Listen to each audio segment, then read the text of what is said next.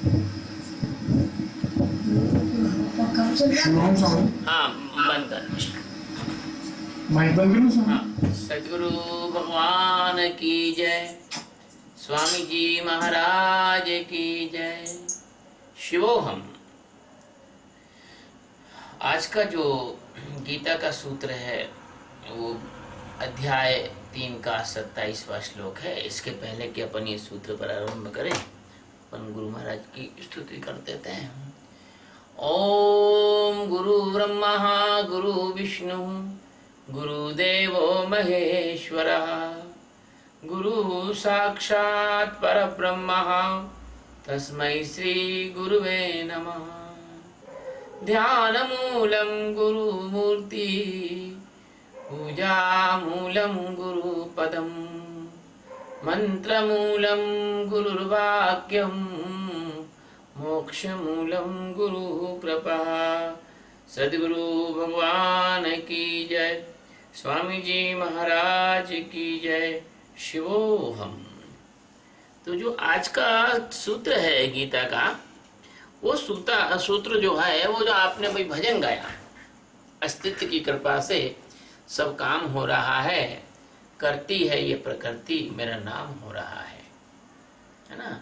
निज देह में ही देखो कोई क्रिया न रुकती, न छींक रोक सकते न नींद और सुस्ती, तज मूढ़ता को मानव तू व्यर्थ रो रहा है, अस्तित्व की कृपा से सब काम हो रहा है। तो ये जो श्लोक है इसी ढंग का है कि प्रकृते क्रियमाणानि गुणे कर्माणि सर्वशः, और अहंकार विमूढ़ात्मा कर्ता अहमिति मन्यते। प्रकृते क्रियमाणानि गुणैः कर्माणि सर्वशः, अहंकार विमूढ़ आत्मा कर्ता अहम इति मन्यते। शब्दार्थ है प्रकृति मतलब प्रकृति के, क्रियमाणानि यानी किए जाते हैं, गुण यानी गुणों द्वारा, कर्माणि यानी संपूर्ण कर्म, सर्वशः यानी सब प्रकार के, अहंकार यानी अहंकार, विमूढ़ आत्मा यानी अहंकार से जो मोहित हो रहा है, जिसका अंतःकरण ऐसा अज्ञानी, कर्ता यानी कार्य करने वाला, अहम यानी मैं हूँ, इति यानी ऐसा, मन्यते यानी मानता है। शब्दों का अर्थ ऐसा है।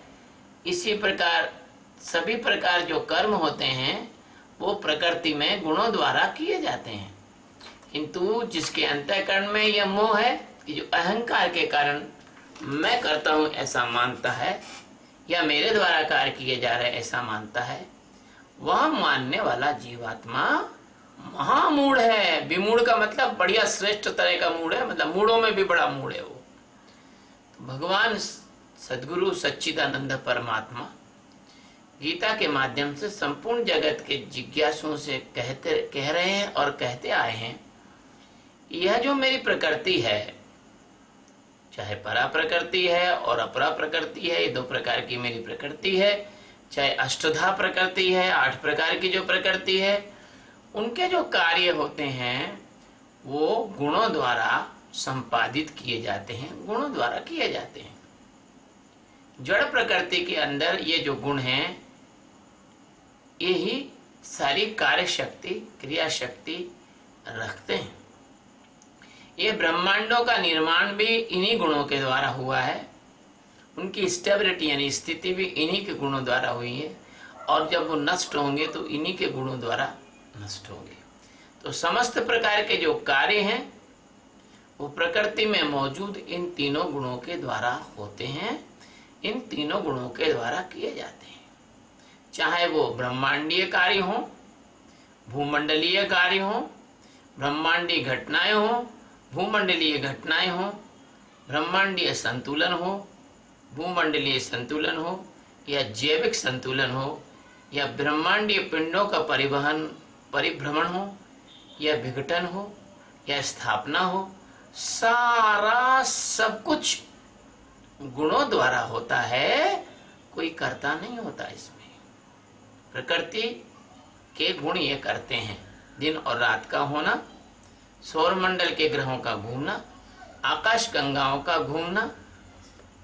ये मनुष्य के बस में है क्या? कोई मनुष्य ऐसा है जो सौरमंडल का घूमना बंद कर दे, आकाश गंगाओं का घूमना बंद कर दे, या जिस दिशा में घूम रहे हैं उससे उल्टी दिशा में घुमा दे? ऐसा है? यदि सूरज ठंडा हो जाए तो कोई दुनिया के वैज्ञानिक उसको गर्म नहीं कर सकते हैं। इसको अब अपने शरीर में ही ले लो कि आपका जो शरीर है वो आपके पिता के औरस और माता के गर्भ से पोषित होकर बना है। आपको पता ही नहीं आपका शरीर कब बन गया। आपकी माता को भी ज्यादा पता नहीं कि शरीर कैसे बन गया, कब कैसे क्या बना है, और आपके पिता को भी कुछ नहीं पता कि उन्होंने क्या भूमिका निभा दी। इस प्रकार से ये प्रकृति में सब कुछ होता है। अपने शरीर में आप कुछ भी नहीं कर सकते, ये सब कुछ ऑटोमाइजेशन है, स्वचालित है। आपका दिल एक बार रुक जाए तो आप उसे चालू नहीं कर सकते, आप उससे धड़का नहीं सकते। आपकी श्वास रुक जाए तो आप फिर श्वास नहीं ले सकते, आप अपनी श्वास की गति को चालू नहीं कर सकते। अगर एक बार अगर वो रुक जाए, प्रकृति उसको रोक दे, तो आप कुछ भी नहीं कर पाएंगे। फिर आपके बाल सफेद हो जाएं, आपके जैसे बाल सफेद हो गए तो आपकी फिर ताकत नहीं है कि बाल सफेद बालों को नेचुरली काला कर लें। ये डाई वाई करने की बात नहीं कर रहा हूं मैं। आप अपने बाल को नेचुरल काला नहीं कर सकते हैं, आप अपने बाल को सफेद होने से रोक नहीं सकते हैं। आप बालक थे और जवान हो गए, अब आप बालक नहीं बन सकते हैं। आप ये प्रकृति काम करती है, आपके जीवन में घटना एक के बाद घटती चली जाती है, आप उन घटना को रोक नहीं पाते हैं। लेकिन अगर आगे बताऊंगा मैं, ये तो निश्चित है कि कोई ज्ञान हो जाए किसी को तो उन घटनाओं से प्रभावित नहीं होगा। अब सत्वगुण की जो प्रधानता होती है उसमें आप खुद भी देख लो कि आप शांत रहते हैं, संतुलित रहते हैं, आराम से आप बैठते हैं, आप में करुणा होती है, आप में दया होती है, आप में सत्य होता है, आप में पवित्रता होती है, इसका आपको आभास होता है। ये सत्वगुण है। आप ये मत सोचना कि ये कोई भगवत्ता हो गई या भगवान बन गए आप, या कोई अंदर से ज्ञान हो गया तो आप में करुणा हो गई, ये हो गया। सत्वगुण की प्रधानता के कारण ऐसा होता है। ऐसा नहीं है कि सत्वगुणी आदमी को गुस्सा नहीं आता, कि सत्वगुणी आदमी माया में नहीं होता। सत्वगुणी आदमी भी माया में होता है। ऐसा नहीं होता कि सत्वगुणी आदमी को अहंकार नहीं होता, बल्कि सत्वगुणी आदमी का अहंकार और ज्यादा मजबूत होता है ना। तो रजोगुण की जो प्रधानता होती है तब आप में सक्रियता आती है, एक्टिविटी बढ़ जाती है, आप काम करने में बड़े तेजी से काम करते हैं, आप तेजी से सोचते हैं, आप तेजी से रिएक्ट करते हैं। ये रजोगुणी गुण क्या है? ये क्रिया शक्ति प्रधान है। सतोगुण सत्व शक्ति प्रधान है। और तमोगुण आ गए, अगर तमोगुण आ गया आपके अंदर तो तमोगुण के कारण आपको नींद आती है, जड़ता आती है, प्रमाद आता है, आलस्य आता है, मोह आ जाता है, क्षोभ आ जाता है, आप में कुत्सितता आ जाती है, आप में छल आ जाता है, कपट आ जाता है, काम आ जाता है, क्रोध आ जाता है, उत्पन्न होता है। अब ऐसा भी नहीं है कि इस प्रकृति में जब काम होते हैं वो तीनों गुण अलग अलग होके करते हैं, ऐसा भी नहीं है। तीनों गुण का मिश्रण भी होता है, दो गुण का भी मिश्रण होता है, एक गुण भी होता है कहीं कहीं। तो जैसे मैं उदाहरण के लिए बताता हूं कि उनका जो आनुपातिक संयोजन होता है, कोऑर्डिनेशन होता है, जैसे रजो और सतोगुण मिल जाते हैं तो आदमी धार्मिक काम करने लग जाता है, अच्छी अच्छी सेवा के कार्य करने लग जाता है, धर्मशाला खोलने लग जाता है, प्याऊ खोलने लग जाता है, मरीजों की सेवा करने लग जाता है, बुजुर्गों की सेवा करने लग जाता है। रजो और सतोगुण दोनों के मिलने से आदमी कुछ ठीक ठाक काम करता है। और सतोगुण और तमोगुण मिल जाते हैं तब आदमी ध्यान के नाम पर सोने लग जाता है, और सतोगुण, रजोगुण और तमोगुण ये तीनों एक साथ मिल जाते हैं जब, तब आदमी को जो है वो तीनों गुणों के मिलने से आदमी कुछ पागल जैसा व्यवहार करने लग जाता है। और जब आदमी को क्रोध आता है तो तमोगुण और रजोगुण दोनों एक साथ बराबर मात्रा में होते हैं। जब आदमी को काम आता है तो तमोगुण और रजोगुण होते हैं, क्योंकि काम एक हिंसा है। ऐसे जब इन गुणों से प्रकृति बढ़ती है तो भले ही तुम कुछ काम भी मत करो, शांत भी बैठ जाओ, तो भी तुम्हें अपने आप भूख लगती है, तुम्हें अपने आप छींक आती है, अपने आप नींद आती है, अपने आप आलस आता है, अपने आप मलमूत्र को त्याग करने की इच्छा होती है, अपने आप कभी कभी बिना ही वजह क्रोध आ जाता है। आप खुद ही नहीं जानते कि गुस्सा कैसे आ गया यार आज। और ऐसे आपको बिना ही वजह बैठे बैठे आपको कोई किसी चीज की कामना सताने लग जाती है। आप खुद प्रयोग करके देख लो, आप पाएंगे कि सब कुछ ऑटोमेटिक है, स्वचालित है। शरीर का जन्म लेना, शरीर के संबंध, दिमाग की क्रियाएं, सब कुछ स्वचालित है, अपने आप चलता है। ये जगत एक तमाशा है, ये तमाशा अपने आप चल रहा है ना। जैसे कहा है गुरु गोविंद सिंह ने, मैं तो परम पुरुष का दासा, देखन आया जगत तमाशा। ये जगत एक तमाशा है। अब ये अर्थ हुआ है प्रकृति क्रियमाणी गुणे कर्माणि सर्वशः। यह प्रकृति आधार है, प्लेटफॉर्म है, रंगमंच है, और गुण इस मंच पर अभिनय करने वाले कलाकार हैं। और बेचारा जीवात्मा वो नाटक देखने वो बैठा हुआ है, लेकिन उसको पता ही नहीं लगता कि कब वो नाटक में शामिल हो जाता है। नाटक देखते देखते उसमें डूब जाता है, बेहोश हो जाता है, और अपना जो अस्तित्व का जीवन छोड़ के और उन गुणों को देखते देखते उन गुणों के चक्कर में फंस के उनके हिसाब से चलने लग जाता है, उसमें मोहित हो जाता है। इसको कहते हैं अहंकार विमूढ़ आत्मा। ऐसे जीव मोहित हो जाता है। देखो रामचरितमानस में कहा है कि जब ते जीवा भयउ संसारी, जीव के पास जो मन है, बुद्धि है, चित्त है और अहंकार है, ये चार चीजें हैं। इनको हम अंतःकरण कहते हैं। ज्ञानी लोग इसको अंतःकरण कहते हैं, वेदांती लोग इसको अंतःकरण कहते हैं। ये क्या है? ग्राही यंत्र है, रिसेप्टर ऑर्गन है, रिसेप्ट करता है। ये यंत्र एक भ्रम पैदा करता है। यह जड़ प्रकृति है, यह एक जड़ प्रकृति है अंदर की, और चेतन जीव है। तो कहते हैं कि जड़ चेतन ही ग्रंथि पड़ गई, यद्यपि मृषा छूटत कठिनाई।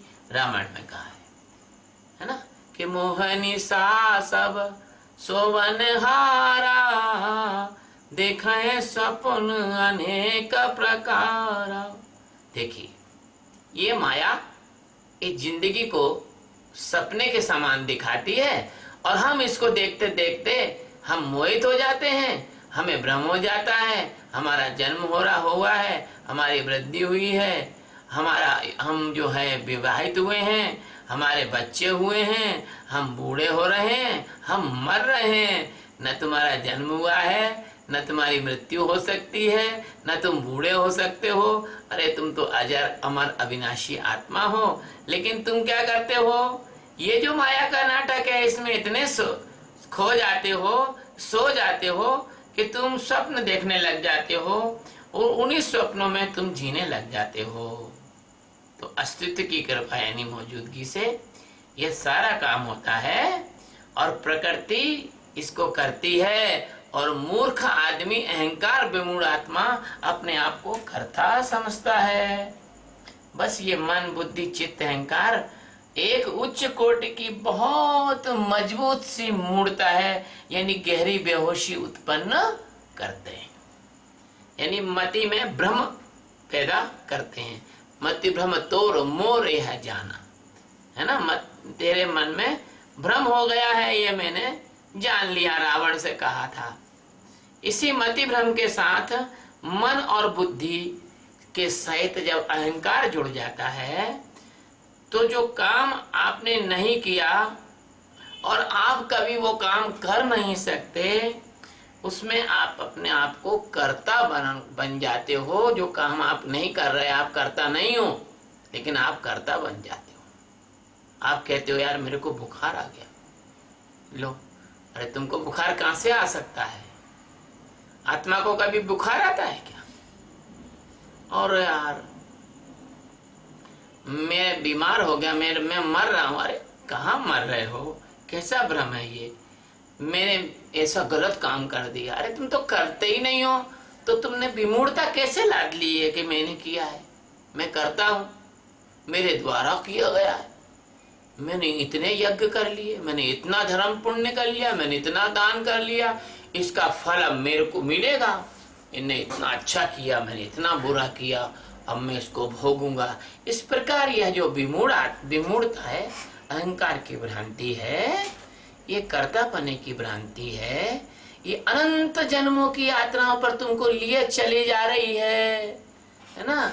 अहंकार विमूढ़ आत्मा ही जीव दशा है। जो अहंकार से विमूढ़ है और वही जीव है।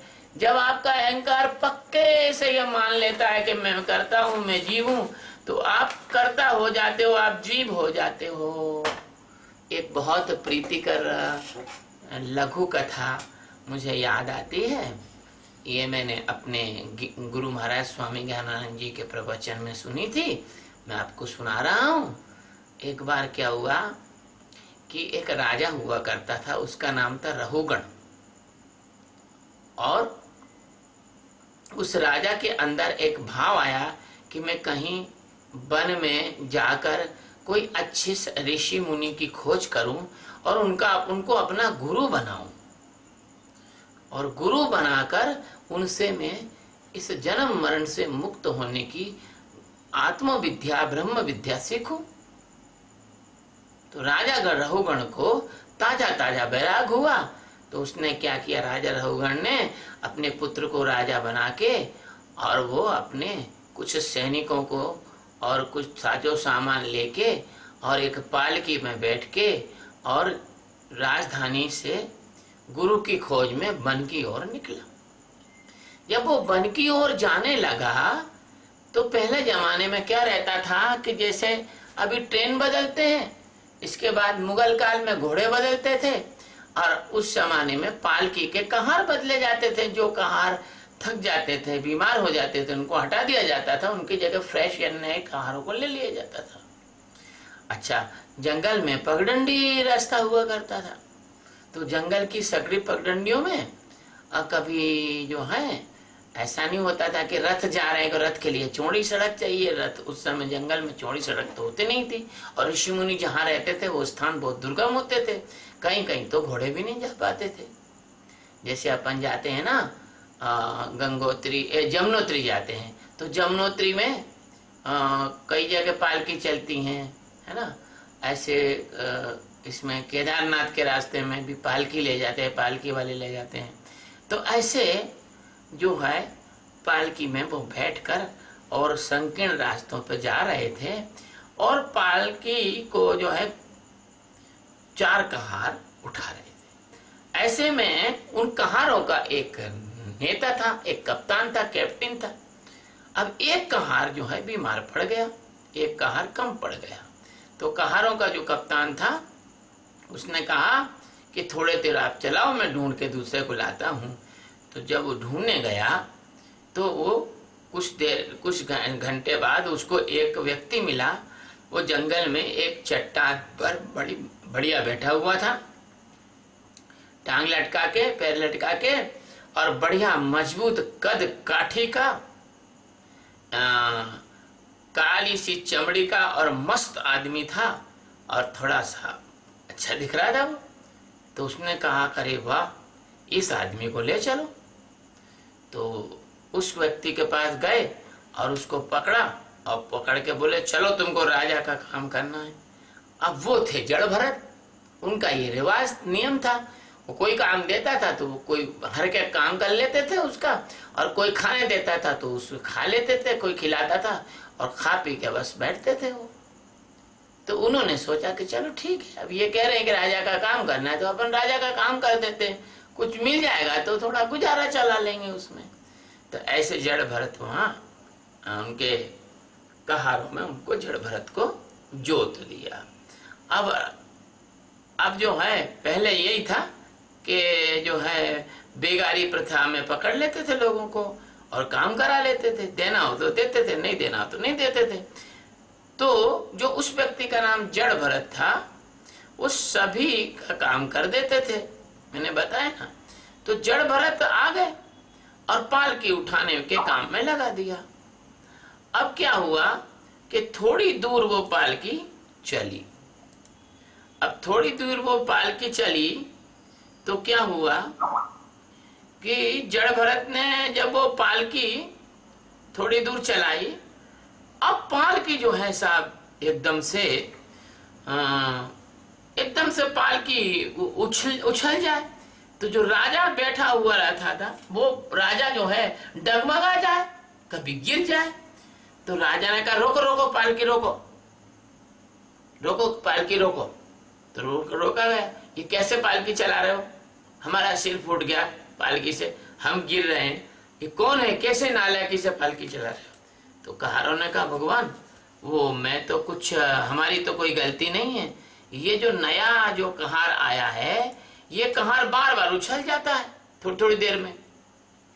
तो उससे कहा कि क्यों रे कहार तू क्यों उछलता है बार बार, जड़ भरत से बोला। तो जड़ भरत ने कोई जवाब नहीं दिया। तो राजा ने कहा कि देखो ढंग से पालकी चलाओ नहीं तो हम तुमको ठीक कर देंगे, तुम्हें मालूम नहीं कि हम राजा हैं। तो वो जड़ भरत कुछ नहीं बोले, फिर पालकी उठा के चलने लगे।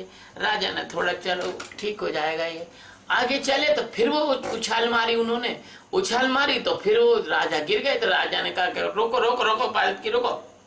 तो जड़ भरत को बोला कि तुमको हम सजा देंगे, अब कोड़ा लगवाएंगे तुमको।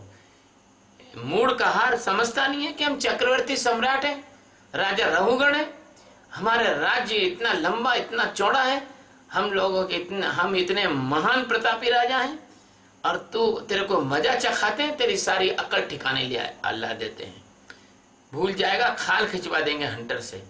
तो राजा की बात जब जड़ भरत ने सुनी तो जड़ भरत बहुत बार राजा के इस प्रकार से डांटने डपटने पर जड़ भरत बोले क्या, उन्होंने मौन तोड़ा और धीर गंभीर आवाज में वो बोले राजा तुम्हारी कोई भी सजा मेरे पास तक नहीं पहुंच सकती है, तुम ना तो मुझे छू सकते हो और ना तुम मुझे देख सकते हो, तुम इस हाड़ मांस और मलमूत्र के थैले और 5 तत्व से बने शरीर तक ही देख सकते हो। अब जब उसने ऐसा कहा तो राजा थोड़ा गौर करा कर ये कोई अलग आदमी है। फिर उन्होंने कहा कि देखो राजा तुम तो पालकी पे ऊपर बैठे हो और मैं जो है ये जो पालकी लेके मैं चल रहा हूं तो मैं नीचे देखता हूं, मेरे जमीन में जो कीड़े मकोड़े निर्दोष रेंग रहे हैं वो मेरे पैर के नीचे दब के क्यों मरे। तो मैं जैसे ही कोई मेरे पैर के नीचे कीड़ा मकोड़ा या कोई चींटी वगैरह आती है तो मैं उछल के और आगे बढ़ जाता हूं, तो इसमें तुम गिर जाते हो, मैं क्या करूं।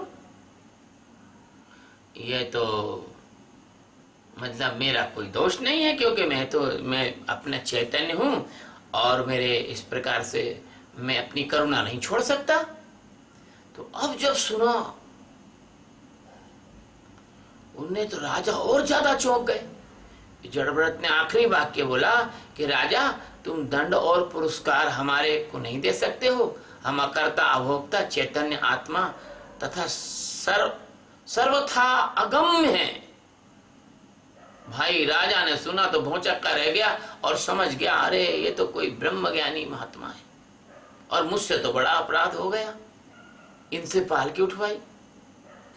तो तुरंत राजा जो है जड़ भरत के चरणों में गिरे और बोले भगवान क्षमा करें, संत बड़े दयालु होते हैं, संतों का जो प्रत्येक शब्द होता है वो अज्ञानियों और जिज्ञासुओं के लिए उपदेश में होता है, चाहे वो हंसी मजाक में कहें। तो हंसकर बोले जड़ भरत कि देखो ये जो तुम माफी मांग रहे हो, है ना, ये जो माफी मांग रहे हो, ये जो क्षमा मांग रहे हो कि भूल हो गई, तो ये जो तुम्हारी भूल है और ये जो क्षमा है, ये दोनों ही हमको समझ में नहीं आई। अरे भाई, मेरे से क्या क्षमा मांगते हो? तूने तो हमारा कोई अपराध किया ही नहीं है। अगर क्षमा मांगना है तो कंधे से मांग, क्योंकि कंधे पे पाल के रखी थी। और क्षमा मांगना चाहता है तो कमर पे मांग, क्योंकि कमर, हमारी कमर ने, कंधे का वजन कमर ने उठाया हुआ था। और क्षमा मांगना है तो पैरों से मांग, क्योंकि पैर जो है पूरे शरीर का वजन उठाए थे। और क्षमा मांगना है तो धरती से मांग, जो मेरे शरीर का वजन उठाए हुए। और क्षमा मांगना है तुझे तो इस धरती, ये धरती जिस आधार पर शेषनाग पर रखी, उनसे मांग। क्षमा मांगना है तो प्रकृति से मांग। तो कहने का मतलब यह है कि फिर उन्होंने कहा कि क्षमा मांगना है तो तू आकाश गंगा से मांग, क्षमा मांगना है तो अस्तित्व से मांग। तो उन्होंने देखा, बाप रे बाप, उन्होंने सारा मूल बता दिया। जड़ भरत ने हंसते हुए, और राजा ने कहा कि अरे ये बात समझ में आई कि प्रकृति करती है भैया काम, अस्तित्व कोई काम नहीं करता है। तो ये अर्थ है प्रकृति क्रिया कर्माणी। ज्ञानी जो है कर्ता भोक्ता के रहस्य को जानता है, और अज्ञानी कर्ता भोक्ता के रहस्य को नहीं जानने से वो मूढ़ है, विमूढ़ है। इसलिए जो विमूढ़ आत्मा है वह जीव है, और जिसमें मूढ़ता समाप्त हो जाती है वह शुद्ध ब्रह्म है। इसलिए कर्ता ना होकर भी अपने को कर्ता मान बैठा है यह जीव। इसलिए आपको सबको मैं साक्षी का ध्यान कराता हूँ। क्यों कराता हूँ? ताकि आपका कर्ता पने का भ्रम टूट जाए। आप स्वयं अपने अंदर मौजूद कर्ता को देख लें, और आप ना कर्ता हैं और ना भोक्ता हैं, आप तो साक्षी हैं, आप तो आत्मा हैं। तो अतः राजा जो है रहुगण, उसने जड़ भरत को अपना गुरु बनाया, सदगुरु बनाया। उनको अपने महलों में ले गए, पूरे परिवार सहित समस्त समाज और प्रजा के सामने उन्होंने दीक्षा ली, और सदगुरु जड़ भरत की कृपा से राजा रहुगण ज्ञान प्राप्त करके मुक्त हुए। और यही श्लोक का अर्थ है कि बच्चों, यह प्रकृति रजोगुण, सतोगुण और तमोगुण के माध्यम से कार्य करती है।